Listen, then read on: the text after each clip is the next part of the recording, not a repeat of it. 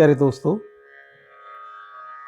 ਤੁਹਾਡੇ ਆਪਣੇ YouTube channel doctor Parminder Taggar UC Jaito ਦੇ ਵਿੱਚ ਤੁਹਾਡਾ ਬਹੁਤ-ਬਹੁਤ ਸਵਾਗਤ।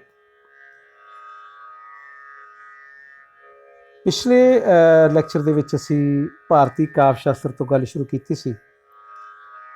ਭਾਰਤੀ ਕਾਵਿ ਸ਼ਾਸਤਰ ਦੇ ਅੰਤਰਗਤ ਧੁਨੀ ਵਿਗਿਆਨ ਜਾਂ ਧੁਨੀ ਸਿਧਾਂਤ ਬਾਰੇ ਜੋ ਵੱਖ-ਵੱਖ ਵਿਦਵਾਨਾਂ ਦੀਆਂ ਆਚਾਰੀਆਂ ਦੀਆਂ ਧਾਰਨਾਵਾਂ ਨੇ ਉਹਨਾਂ ਬਾਰੇ ਚਰਚਾ ਕੀਤੀ ਸੀ ਤੇ ਅਖੀਰ ਤੇ ਗੱਲ ਆਪਾਂ ਸ਼ਬਦ ਸ਼ਕਤੀਆਂ ਤੇ ਆ ਕੇ ਛੱਡਤੀ ਸੀ। ਅੱਜ ਦੇ ਇਸ ਵੀਡੀਓ ਦੇ ਵਿੱਚ ਆਪਾਂ ਸ਼ਬਦ ਸ਼ਕਤੀਆਂ ਦੇ ਬਾਰੇ ਗੱਲ ਕਰਾਂਗੇ ਤੇ ਸ਼ਬਦ ਸ਼ਕਤੀਆਂ ਦੇ ਵਿੱਚੋਂ ਪਹਿਲੀ ਜੋ ਸ਼ਕਤੀ ਹੈ ਅਭਿਦਾ ਸ਼ਬਦ ਸ਼ਕਤੀ, ਉਹਦੇ ਤੇ ਗੱਲ ਕਰਾਂਗੇ। ਸਭ ਤੋਂ ਪਹਿਲਾਂ ਇਹ ਸਮਝਣ ਦੀ ਕੋਸ਼ਿਸ਼ ਕਰਦੇ ਹਾਂ ਕਿ ਸ਼ਬਦ ਸ਼ਕਤੀਆਂ ਕਹਿੰਦੇ ਕਿਹਨਾਂ ਨੂੰ ਨੇ। ਸ਼ਬਦ ਸ਼ਕਤੀਆਂ ਤੋਂ ਭਾਵ ਕੀ ਹੈ? ਸ਼ਬਦ ਸ਼ਕਤੀ ਸ਼ਬਦ ਤੇ ਅਰਥ ਨੂੰ ਪ੍ਰਗਟ ਕਰਨ ਵਾਲੀ ਵਿਧੀ ਨੂੰ ਕਿਹਾ ਜਾਂਦਾ। ਜਿਹੜੀ ਵਿਧੀ ਸ਼ਬਦ ਤੇ ਅਰਥ ਨੂੰ ਪ੍ਰਗਟ ਕਰਦੀ ਹੈ ਉਸ ਨੂੰ ਅਸੀਂ ਸ਼ਬਦ ਸ਼ਕਤੀ ਵਜੋਂ ਮਾਨਤਾ ਦਿੰਦੇ ਹਾਂ। ਸਧਾਰਨ ਸ਼ਬਦਾਂ ਦੇ ਵਿੱਚ ਲੁਕੇ ਅਰਥਾਂ ਨੂੰ ਪ੍ਰਗਟ ਕਰਨ ਵਾਲੇ ਤੱਤ ਨੂੰ ਸ਼ਬਦ ਸ਼ਕਤੀ ਕਿਹਾ ਜਾਂਦਾ। ਕਿਸੇ ਸ਼ਬਦ ਦੇ ਅਰਥ ਨੂੰ ਪ੍ਰਗਟ ਕਰਨ ਵਾਲੇ ਤੱਤ ਨੂੰ ਸ਼ਬਦ ਸ਼ਕਤੀ ਕਿਹਾ ਜਾਂਦਾ। ਇਸ ਦਾ ਦੂਜਾ ਨਾਂ ਸ਼ਬਦ ਵਪਾਰ ਵੀ ਹੈ ਤੇ ਸ਼ਬਦ ਵਪਾਰ ਦੀ ਜਿਹੜੀ ਸੰਗਿਆ ਹੈ ਉਹ ਸਭ ਤੋਂ ਪਹਿਲਾਂ ਜਗਨਨਾਥ ਨੇ ਦਿੱਤੀ ਸੀ। ਸ਼ਬਦ ਕਾਰਨ ਹੈ ਅਤੇ ਅਰਥ ਕਾਰਜ ਹੈ ਤੇ ਸ਼ਬਦ ਸ਼ਕਤੀ ਇਹਨਾਂ ਨੂੰ ਪੇਸ਼ ਕਰਨ ਦਾ ਇੱਕ ਸਾਧਨ ਹੈ। ਸ਼ਬਦ ਸ਼ਕਤੀ ਤੋਂ ਬਿਨਾਂ ਸ਼ਬਦ ਦੇ ਅਰਥ ਦਾ ਗਿਆਨ ਜਿਹੜਾ ਹੈ ਉਹ ਸੰਭਵ ਨਹੀਂ ਹੈ। ਸ਼ਬਦ ਅਤੇ ਅਰਥ ਦੇ ਸੰਬੰਧ ਬਾਰੇ ਵਿਚਾਰ ਕਰਨ ਵਾਲੇ ਤੱਤ ਦਾ ਨਾਂ ਸ਼ਬਦ ਸ਼ਕਤੀ ਹੈ।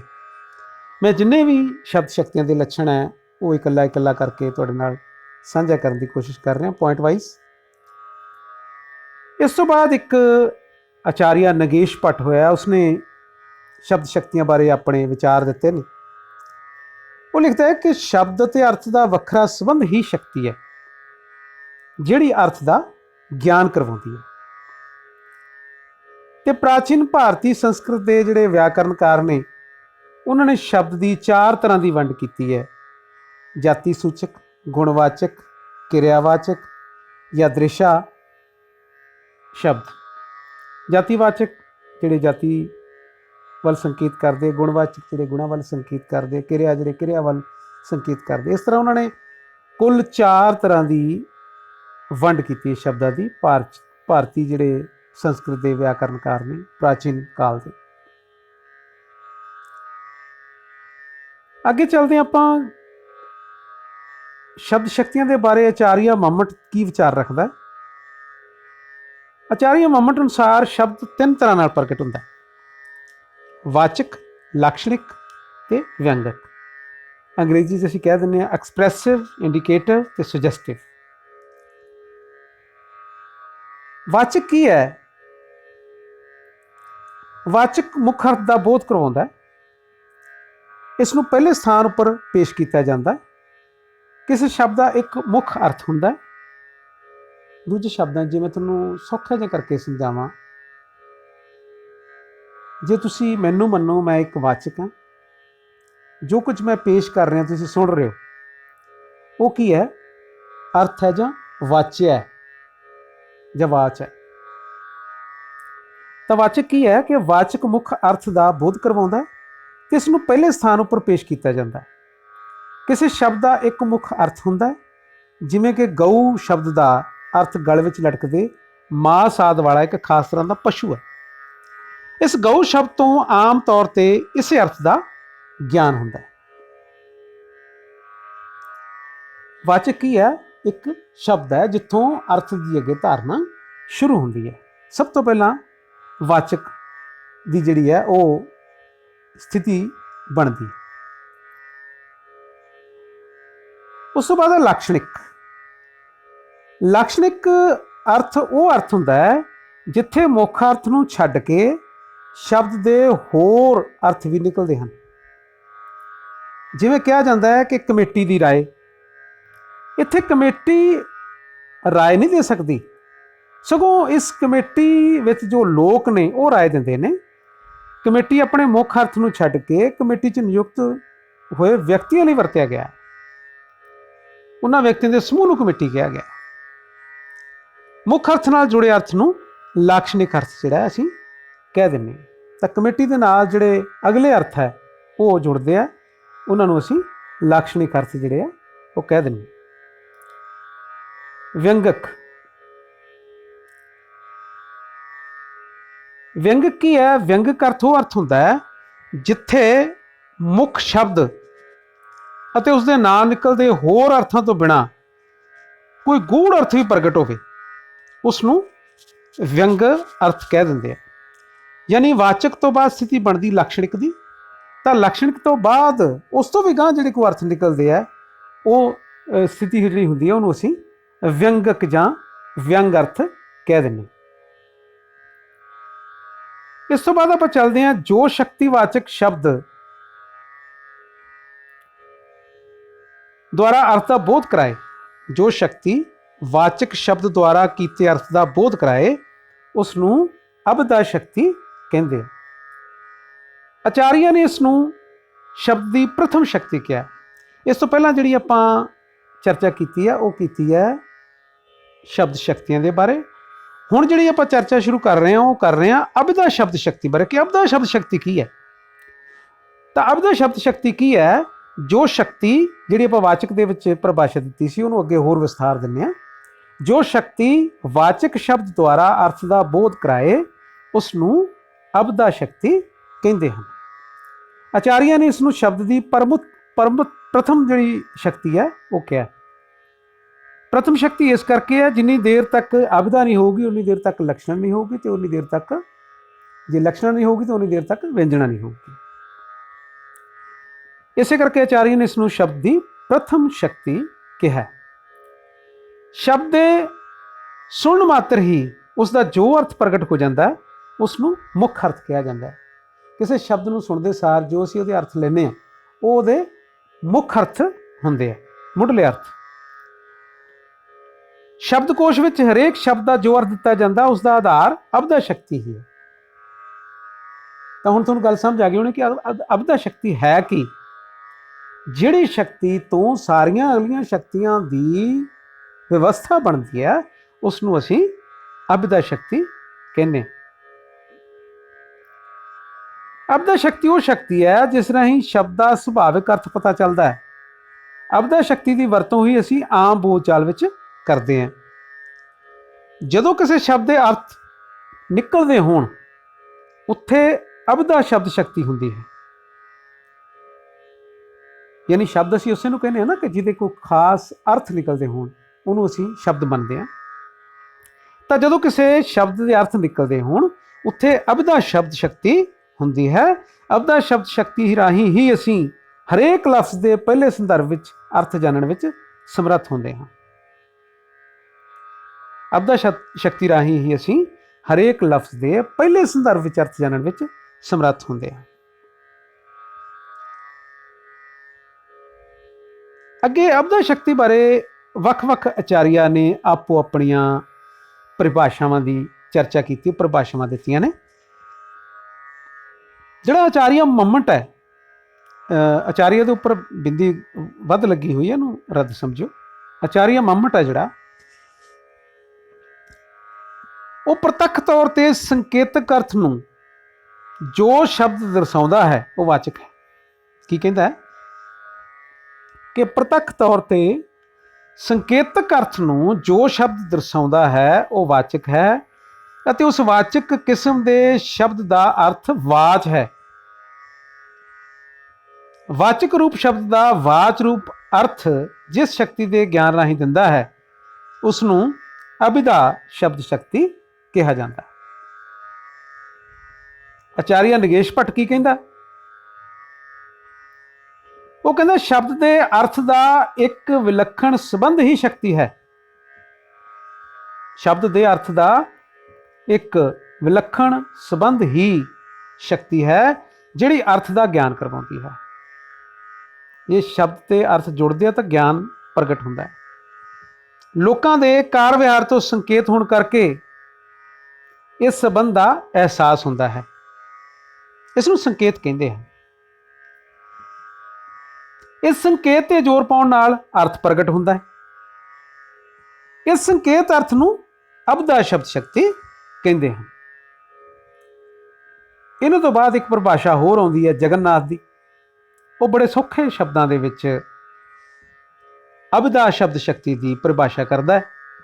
वो लिखता है कि अबदा शब्द शक्ति शब्द की उस क्रिया नूं कहंदे हन जिथे अर्थ दा शब्द विच ते शब्द दा अर्थ विच प्रत्यक्ष संबंध होवे। देखो कितनी सौखी जी गल कह रहा कि जिथे अर्थ दा शब्द विच ते शब्द दा अर्थ विच प्रत्यक्ष संबंध होवे उसनूं असीं अबदा शब्द शक्ति कहने।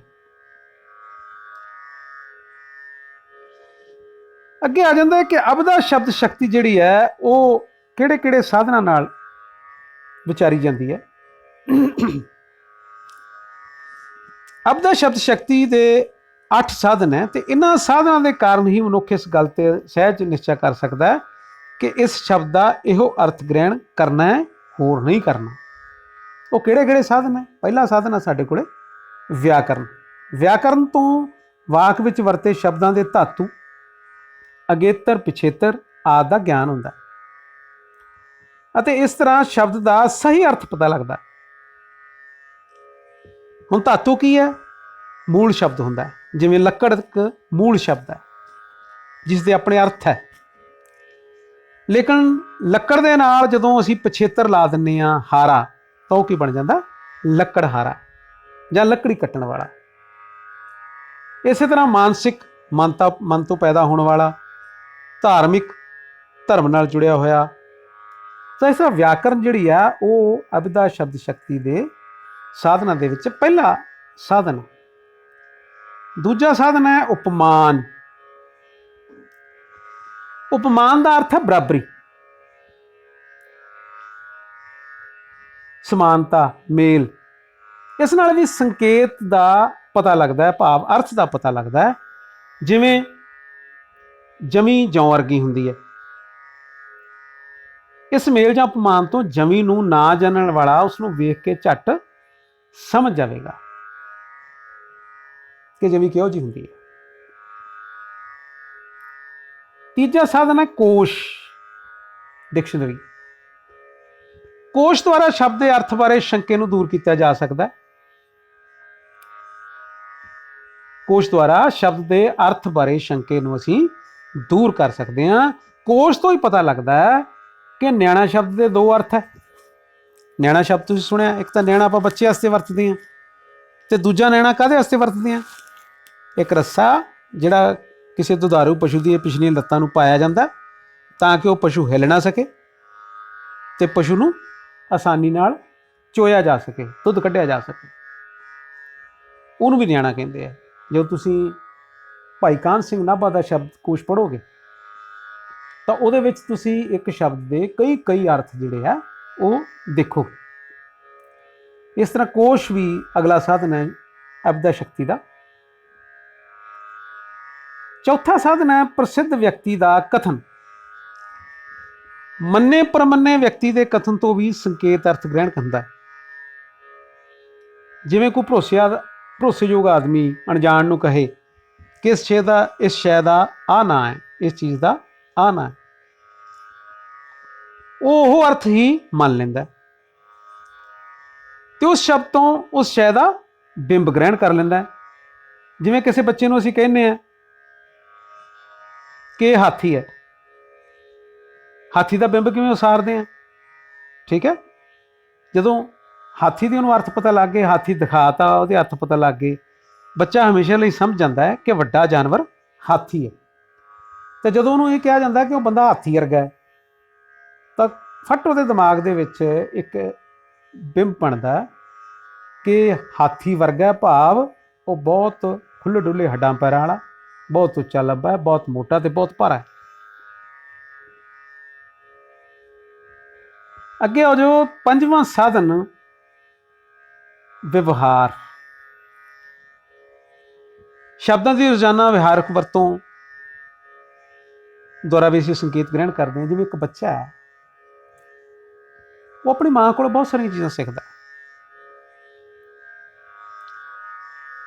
ਮਾਂ ਉਹਨੂੰ ਕਹਿੰਦੀ ਹੈ ਕਿ ਆਹ ਗਲਾਸ ਚੁੱਕ ਜਾਂ ਗਲਾਸ ਰੱਖ, ਤਾਂ ਉਹਨੂੰ ਪਤਾ ਲੱਗ ਜਾਂਦਾ ਵੀ ਗਲਾਸ ਕਿਹਨੂੰ ਕਹਿੰਦੇ ਆ।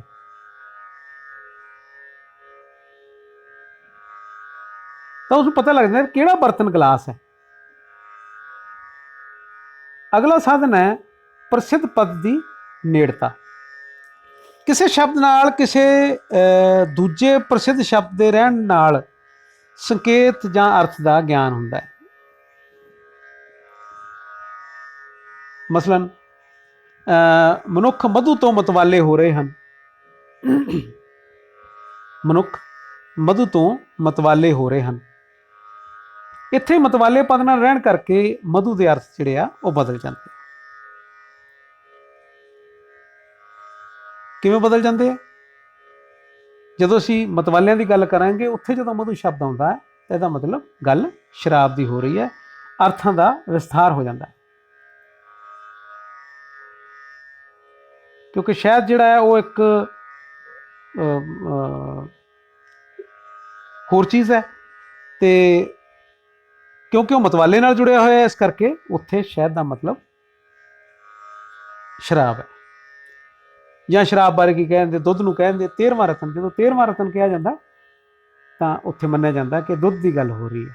ਤੇ ਪੰਜਾਬੀਆਂ ਨੇ ਆਪਦੇ ਹਿਸਾਬ ਨਾਲ ਇੱਕ ਬਣਾਇਆ 14ਵਾਂ ਰਤਨ, ਉਹਨਾਂ ਨੇ ਸ਼ਰਾਬ ਨੂੰ 14ਵਾਂ ਰਤਨ ਬਣਾਇਆ। ਤੇ ਜਦੋਂ ਕੋਈ ਕਹਿੰਦਾ ਮੈਂ ਤਾਂ 14ਵਾਂ ਰਤਨ ਪੀਣਾ, ਇਟ ਮੀਨਸ ਉਹ ਜਾਂ ਸੋਮਰਸ, ਠੀਕ ਹੈ, ਇਸ ਤਰ੍ਹਾਂ ਦੇ ਸ਼ਬਦ ਜਿਹੜੇ ਆ ਉਹ ਬਣਾਏ ਹੋਏ ਆ। ਉਹ ਉਹਨਾਂ ਦੀ ਆਪਣੀ ਪ੍ਰਸੰਗਿਕਤਾ। ਪ੍ਰਸੰਗ ਜਾਂ ਸੰਦਰਭ, ਇਹ ਅਗਲਾ ਸਾਧਨ ਹੈ ਅਭਿਦਾ ਸ਼ਕਤੀ ਦਾ। ਕਈ ਵਾਰ ਸ਼ਬਦ ਦਾ ਅਰਥ ਉਦੋਂ ਸਪਸ਼ਟ ਹੁੰਦਾ ਹੈ ਜਦੋਂ ਉਸਦੇ ਅਗਲੇ ਪਿਛਲੇ ਪ੍ਰਸੰਗ ਦਾ ਪਤਾ ਲੱਗੇ ਤੇ ਵਾਕ ਵਿੱਚ ਪ੍ਰਯੋਗ ਹੋਵੇ।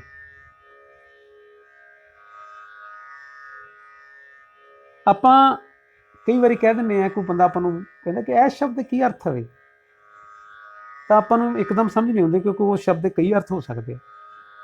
ਤਾਂ ਆਪਾਂ ਉਹਨੂੰ ਕਹਿੰਦੇ ਹਾਂ ਕਿ ਸਾਨੂੰ ਤਾਂ ਇੱਕ ਪੂਰਾ ਵਾਕ ਬੋਲ, ਫਿਰ ਤੈਨੂੰ ਦੱਸਦੇ ਹਾਂ। ਤਾਂ ਵਾਕ ਨੂੰ ਜਦੋਂ ਬੋਲਦਾ ਤਾਂ ਵਾਕ ਦੀ ਸੈਂਸ ਦੇ ਮੁਤਾਬਕ ਆਪਾਂ ਫਿਰ ਉਸ ਸ਼ਬਦ ਦੇ ਅਰਥ ਜਿਹੜੇ ਸਮਝ ਜਾਂਦੇ ਹਾਂ ਕਿ ਇੱਥੇ ਇਹਦੇ ਸ਼ਬਦ ਦੇ ਅਰਥ ਕੀ ਹੈ। ਤਾਂ ਇਹ 7ਵਾਂ ਸਾਧਨ ਹੈ ਪ੍ਰਸੰਗ ਜਾਂ ਸੰਦਰਭ ਦੇ ਵਿੱਚੋਂ ਅਸੀਂ ਕਿਵੇਂ ਅਰਥ ਗ੍ਰਹਿਣ ਕਰਦੇ ਹਾਂ।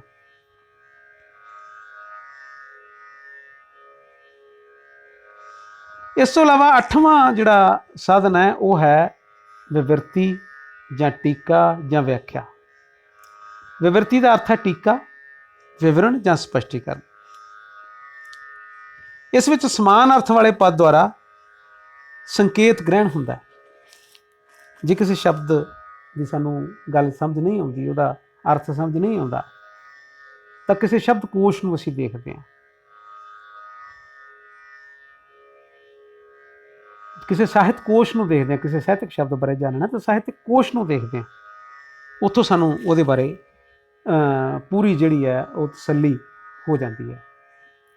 ਜਿਵੇਂ ਤੁਸੀਂ ਜੇ ਡਾਕਟਰ ਰਤਨ ਸਿੰਘ ਜੱਗੀ ਦਾ ਸਾਹਿਤ ਕੋਸ਼ ਪੜ੍ਹੋ ਤਾਂ ਪੰਜਾਬੀ ਦੇ ਨਾਲ ਸੰਬੰਧਿਤ ਕੋਈ ਵੀ ਸ਼ਬਦ ਹੈ, ਤਕਰੀਬਨ ਉਹਨਾਂ ਸ਼ਬਦਾਂ ਦੀ ਵਿਆਖਿਆ, ਅਰਥਾਂ ਸਹਿਤ ਵਿਆਖਿਆ, ਉਹਦੇ ਪੂਰੇ ਸੰਕਲਪ ਦੀ ਵਿਆਖਿਆ ਤੁਹਾਨੂੰ ਉਸ ਸਾਹਿਤ ਕੋਸ਼ ਦੇ ਵਿੱਚ ਮਿਲ ਜਾਂਦੀ ਹੈ। ਔਰ ਮੈਂ ਤੁਹਾਨੂੰ ਇਹ ਵੀ ਸੁਜੈਸਟ ਕਰੂੰਗਾ, ਇਹ ਵੀ ਰਾਏ ਦੇਵਾਂਗਾ ਕਿ ਪੰਜਾਬੀ ਯੂਨੀਵਰਸਿਟੀ ਪਟਿਆਲਾ ਦਾ ਪਬਲੀਕੇਸ਼ਨ ਬਿਊਰੋ ਹੈ, ਉਹਨਾਂ ਵੱਲੋਂ ਇਹ ਸਾਹਿਤ ਕੋਸ਼ ਛਾਪਿਆ ਗਿਆ। ਉਸ ਨੂੰ ਤੁਸੀਂ ਉਹਦੀ ਪ੍ਰਤੀ ਜਿਹੜੀ ਹੈ ਜ਼ਰੂਰ ਆਪਣੇ ਕੋਲ ਰੱਖੋ। ਜਦੋਂ ਵੀ ਤੁਹਾਨੂੰ ਕਿਸੇ ਸ਼ਬਦ ਬਾਰੇ, ਕਿਸੇ ਪੰਜਾਬੀ ਦੇ ਸੰਕਲਪ ਬਾਰੇ ਕੋਈ ਸ਼ੱਕ ਸ਼ੁਬਾ ਦਿਮਾਗ 'ਚ ਉਤਪੰਨ ਹੋ ਜੇ ਤਾਂ ਤੁਰੰਤ ਤੁਸੀਂ ਉਹਨੂੰ ਉੱਥੋਂ ਦੇਖ ਸਕੋ। ਇਹ ਸੀ 8 ਸਾਧਨ ਅਭਿਦਾ ਸ਼ਕਤੀ ਦੇ। ਹੁਣ ਉਹਨੇ ਆਪਾਂ ਅਭਿਦਾ ਸ਼ਕਤੀ ਦੀਆਂ ਕਿਸਮਾਂ ਦੇ ਵੱਲ। ਅਭਿਦਾ ਸ਼ਬਦ ਸ਼ਕਤੀ ਜਿਹੜੀ ਹੈ ਉਸ ਦੀ ਪਹਿਲੀ ਕਿਸਮ ਹੈ ਰੂੜੀ ਅਭਿਦਾ ਸ਼ਬਦ ਸ਼ਕਤੀ। ਰੂੜੀ ਅਭਿਦਾ ਸ਼ਕਤੀ ਉੱਥੇ ਹੁੰਦੀ ਹੈ ਜਿੱਥੇ ਸ਼ਬਦ ਰੂੜ ਹਨ। ਰੂੜ ਭਾਵ ਪੀੜ੍ਹੀ ਦਰ ਪੀੜ੍ਹੀ ਚੱਲਦੇ ਆ ਰਹੇ, ਆਪਣਾ ਸਥਾਨ ਪੱਕਾ ਕਰ ਚੁੱਕੇ ਆ। ਜਿਨ੍ਹਾਂ ਦਾ ਅਰਥ ਸ਼ਬਦਾਂ ਦੇ ਅੰਗ ਨਿਖੇੜ ਰਾਹੀਂ ਨਹੀਂ ਸਗੋਂ ਇੱਕ ਅਖੰਡ ਇਕਾਈ ਦੇ ਰੂਪ ਵਿੱਚ ਹੁੰਦਾ।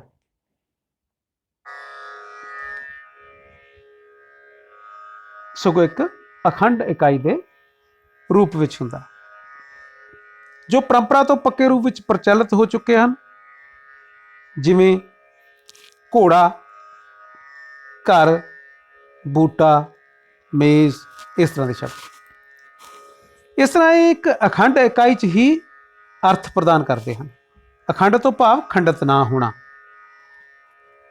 ਹੁਣ ਜੇ ਘਰ ਅਸੀਂ ਕਹਿਣਾ ਤੇ ਘੱਗਾ ਜਮਾ ਰਾਰਾ ਪਾਵਾਂਗੇ ਤਾਂ ਘਰ ਬਣੂਗਾ, ਇਕੱਲੇ ਘੱਗੇ ਨਾਲ ਘਰ ਨਹੀਂ ਬਣਨਾ, ਇਕੱਲੇ ਰਾਰੇ ਨਾਲ ਘਰ ਜਿਹੜਾ ਉਹ ਨਹੀਂ ਬਣਨਾ। ਤਾਂ ਦੂਜੀ ਕਿਸਮ ਕੀ ਆ? ਯੋਗਿਕ ਅਬਿਦਾ ਸ਼ਬਦ ਸ਼ਕਤੀ। ਯੋਗਿਕ ਸ਼ਬਦ ਉਹ ਹਨ ਜਿਨ੍ਹਾਂ ਦਾ ਅਰਥ ਸ਼ਬਦ ਦੇ ਨਿਖੇੜ ਤੋਂ ਸੰਭਵ ਹੁੰਦਾ ਹੈ। ਯੋਗ ਤੋਂ ਇੱਥੇ ਭਾਵ ਹੈ ਜੁੜਨ ਦਾ ਕਾਰਜ। ਜੋ ਸ਼ਬਦ ਜੁੜ ਕੇ ਬਣਦੇ ਹਨ ਉਹ ਯੋਗਿਕ ਹਨ। ਜਿਵੇਂ ਭੂਪਤੀ ਕਿਹਨਾਂ ਸ਼ਬਦਾਂ ਤੋਂ ਬਣਿਆ? ਭੱਬੇ ਨੂੰ ਦਲੈਂਕੜ ਭੂ ਜਮਾ ਪੱਪਾ ਤੱਤੇ ਨੂੰ ਬਹਿਰੀ ਪਤੀ। ਭੂ ਕੀ ਹੁੰਦੀ ਆ? ਭੂਮੀ, ਜ਼ਮੀਨ।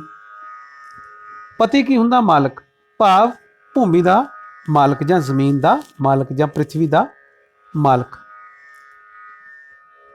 ਇਵੇਂ ਰਾਸ਼ਟਰਪਤੀ, ਰਾਸ਼ਟਰ ਜਮਾ ਪਤੀ। ਉਪ ਪ੍ਰਧਾਨ ਮੰਤਰੀ। ਇਸ ਤਰ੍ਹਾਂ ਦੋ ਪਦਾਂ ਦੇ ਜੋੜ ਕਰਕੇ ਇਸ ਨੂੰ ਯੋਗਿਕ ਅਬਦਾ ਸ਼ਬਦ ਸ਼ਕਤੀ ਕਿਹਾ ਜਾਂਦਾ ਹੈ। ਤੀਜੀ ਹੈ ਯੋਗ ਰੂੜੀ ਅਬਦਾ ਸ਼ਬਦ ਸ਼ਕਤੀ। ਇਹਦੇ 'ਚ ਕੀ ਆ? ਯੋਗ ਰੂੜੀ ਅਬਦਾ ਸ਼ਬਦ ਸ਼ਕਤੀ। ਯੋਗ ਰੂੜ ਸ਼ਬਦ ਉਹ ਹਨ ਜਿਨ੍ਹਾਂ ਦਾ ਅਰਥ ਪਰੰਪਰਾ ਅਤੇ ਵਿਉਂਤਪਤੀ, ਪਰੰਪਰਾ ਤੇ ਵਿਉਂਤਪਤੀ ਦੋਹਾਂ ਸ਼ਕਤੀਆਂ ਰਾਹੀਂ ਸੰਭਵ ਹੋਵੇ। ਜਾਂ ਫਿਰ ਇਉਂ ਵੀ ਆਖ ਸਕਦੇ ਹਾਂ ਕਿ ਸ਼ਬਦ ਦਾ ਯੋਗ ਅਰਥ ਹੋਰ ਹੋਵੇ ਪਰ ਉਸ ਦੀ ਰੂੜੀ ਕਿਸੇ ਹੋਰ ਅਰਥ ਵਿੱਚ ਪੈ ਜਾਵੇ। ਮਿਸਾਲ ਦੇ ਤੌਰ ਤੇ ਗਣਨਾਇਕ। ਸਪਸ਼ਟ ਹੈ ਕਿ ਸ਼ਬਦ ਕਿਸ ਤੋਂ ਬਣਿਆ? ਗਣ। ਗਣ ਤੋਂ ਭਾਵ ਬਹੁਤਾਤ ਤੇ ਨਾਇਕ, ਬਹੁਤਿਆਂ ਦਾ ਨਾਇਕ, ਅਨੇਕਾਂ ਦਾ ਨਾਇਕ। ਦੋ ਸ਼ਬਦਾਂ ਯੋਗ ਹੈ ਅਰਥਾਤ ਗੁਣ ਦਾ ਨਾਇਕ, ਗਣ ਦਾ ਨਾਇਕ। ਪਰ ਗਣਨਾਇਕ ਸ਼ਬਦ ਗਣੇਸ਼ ਲਈ ਰੂੜ ਹੋ ਚੁੱਕਿਆ। ਗਣੇਸ਼ ਸਾਡਾ ਦੇਵਤਾ, ਇਸ ਕਰਕੇ ਇਸ ਨੂੰ ਹੋਰ ਕਿਸੇ ਗਣ ਨੇਤਾ ਲਈ ਅਸੀਂ ਨਹੀਂ ਵਰਤ ਸਕਦੇ, ਕਿਉਂਕਿ ਇਹ ਯੋਗ ਰੂੜੀ ਅਬਦਾ ਸ਼ਬਦ ਸ਼ਕਤੀ ਦੇ ਅਧੀਨ ਆ ਚੁੱਕਾ। ਤਾਂ ਇਹ ਸੀ ਅਬਦਾ ਸ਼ਕਤੀ ਦੀਆਂ ਤਿੰਨ ਕਿਸਮਾਂ: ਰੂੜੀ ਅਬਦਾ ਸ਼ਬਦ ਸ਼ਕਤੀ, ਯੋਗਿਕ ਅਬਦਾ ਸ਼ਬਦ ਸ਼ਕਤੀ ਤੇ ਯੋਗ ਰੂੜੀ ਅਬਦਾ ਸ਼ਬਦ ਸ਼ਕਤੀ। ਮੈਨੂੰ ਪੂਰੀ ਉਮੀਦ ਹੈ ਕਿ ਤੁਸੀਂ ਇਸ ਸ਼ਬਦ ਸ਼ਕਤੀਆਂ ਅਤੇ ਅਬਦਾ ਸ਼ਬਦ ਸ਼ਕਤੀ ਬਾਰੇ ਕਾਫੀ ਗੱਲਾਂ ਤੁਹਾਨੂੰ ਕਲੀਅਰ ਹੋਈਆਂ ਹੋਣਗੀਆਂ। ਪਿਆਰੇ ਵਿਦਿਆਰਥੀਓ, ਇਹਨਾਂ ਨੂੰ ਤੁਸੀਂ ਪੜ੍ਹ ਲੈਣਾ ਔਰ ਸਮਝ ਲੈਣਾ ਤੇ ਇਸ ਵਿੱਚੋਂ ਬਹੁਤ ਸਾਰੇ ਛੋਟੇ ਛੋਟੇ ਪ੍ਰਸ਼ਨ ਬਣਦੇ ਨੇ। ਉਹਨਾਂ ਪ੍ਰਸ਼ਨਾਂ ਦੀ ਤੁਸੀਂ ਜਾਣਕਾਰੀ ਜਿਹੜੀ ਹੈ ਉਹ ਇਕੱਤਰ ਕਰ ਲੈਣੀ ਹੈ ਤੇ ਇਹਦੇ ਦੇ ਨੋਟਸ ਬਣਾ ਕੇ ਤੁਸੀਂ ਆਪਣੇ ਇਮਤਿਹਾਨ ਲਈ ਇਹਦੀ ਤਿਆਰੀ ਕਰ ਲੈਣੀ ਹੈ। ਤੁਹਾਡੇ ਸਭ ਲਈ ਮੇਰੇ ਵੱਲੋਂ ਸ਼ੁਭਕਾਮਨਾਵਾਂ। ਜਿਉਂਦੇ ਵਸਦੇ ਰਹੋ। ਜ਼ਿੰਦਾਬਾਦ।